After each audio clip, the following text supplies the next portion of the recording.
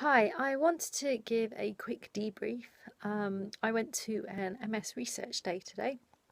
It was held in Westminster in London, and it was organised by UCLPartners. So that's a partnership between four different health trusts, including Barts, UCL, and also Royal Free.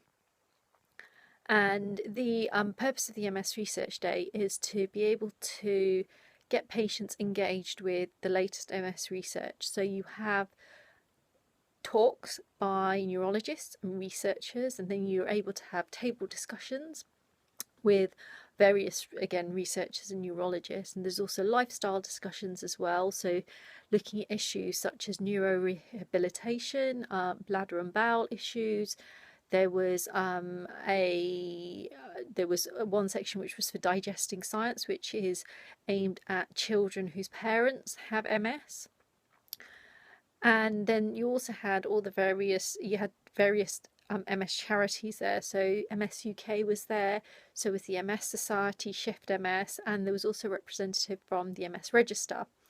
There will be a separate video posted about the MS Register because I had a chat with Rod there.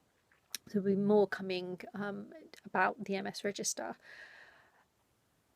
What I wanted to basically talk about very quickly is the overall feeling that I got from the research day was that we can be, as patients with MS, we can actually be quite optimistic in terms of the level of research that's going on. When we're talking about not just disease modifying therapy, so things which actually target the MS itself, but also symptomatic treatment, so things which help to ease the symptoms of MS. For example, we had a couple of talks all about spasticity. I'm very tired now. It's been a really long day. So we had various talks about spasticity, and they did talk about there's a trial for a new treatment which is going on, a new treatment for spasticity, and there's a trial which is going on, which is at various sites, including the National Hospital for Neurology and the Royal London, both of which are in London. There was talk about treatments for relapsing remitting MS, which again, I think we can be very optimistic. Now, just in the 8 years that I've been diagnosed, the number of licensed treatments available for relapsing remitting MS has, I would say, probably over doubled just in the time that I've been diagnosed. And there's also more coming through the pipeline, so it's hoped that there'll be at least a couple more licensed within the next couple of years, and more coming through the pipeline. We're probably looking at, the next 5 to 10 years. Also, it's very encouraging for progressive MS because, currently, as many of you may know, there isn't anything currently available to treat progressive MS. But again, it's very encouraging because there are trials going on. Things like, for example, the MS SMART trial, which is looking at 3 drugs which target treatment of progressive MS.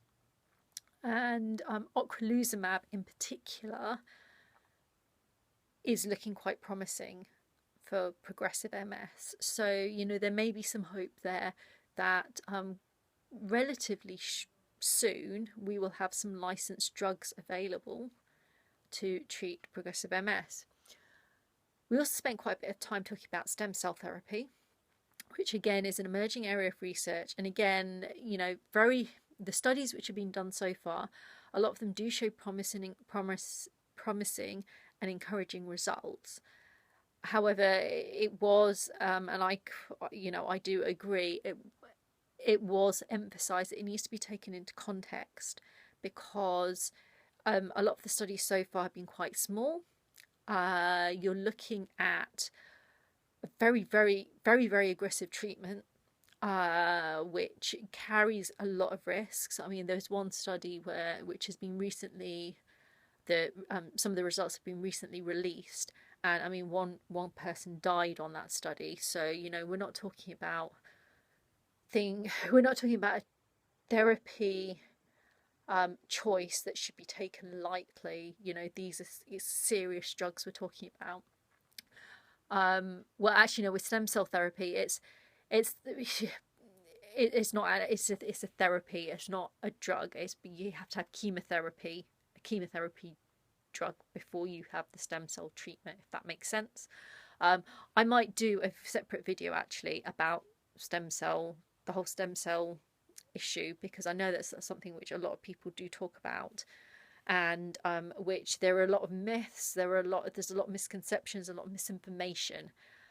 So I might do a separate video about that. Not today, because I'm very, very tired now. So yeah, like I said, there was lots of discussions. You had a lot of opportunity to ask questions. I spoke to a guy called Klaus Schreimer. I'm hoping I've pronounced that right. A lot about a drug which is called cladribine, which has previously been turned down by the EMA. However, he's very optimistic that, again, that this could be a good drug for people with MS, and that eventually it will get licensed. There was also a lot of talk about the repurposing of drugs, which is where you've got drugs that have been around and been available for other conditions which are now being investigated for MS. And actually, a lot of people don't realize that even a lot of the drugs which are currently licensed for MS were originally, their original purpose was for something else. So, for example, you've got Lemtrada, which that was repurposed. It had been used as a chemotherapy drug. So I think my overall impression of the day, like I said, is that we can be very optimistic in terms of the amount of research that's happening. Yes, research takes time. Yes, all the safety protocols, all of that, all the right boxes need to be ticked. However, at the end of the day, that's for our own safety. And so it's one of the reasons why it does take time. I know it can be difficult because, especially if you've got a highly active MS, time is something which, a lot of people feel that they don't have, because, they're deteriorating quite rapidly. However, I mean, there was one question during the day, and they asked one of the researchers, he's actually one of the scientists, a guy called Gareth Price, and the audience member asked, do you think that this timeline of making drugs available, is that going to get quicker? And he said, well, he doesn't know, and he doesn't, at the moment we have to work within the parameters that we've got. So at the moment drugs will take time. But yes, I'm very optimistic. It's a good time currently for MS research, and there's lots of stuff going on now. One of the ways that you can support MS research is through the MS Society. I will include some links in the description to this video of how you can help to support MS research, either by donating in order to help fund research, or if you have MS, or you may have a sibling or a parent, or you may be a carer for somebody with MS. There's lots of different studies and lots of different trials and things which are going on, which you may or may not be eligible for, because it's not just about obviously the researching into the drugs and things. We also need to know, for example, what causes MS. And so in order to do that, often you need, for example, the relatives of people with MS. So yeah, I will include some links and things in the description for this video. But I would like to, reassure people, I think, that, research is happening, and it's much of it is very positive. So we need to, yeah, I think we need to stay positive as well, that, there are people out there who are, who are working to try and, help us in order to treat MS.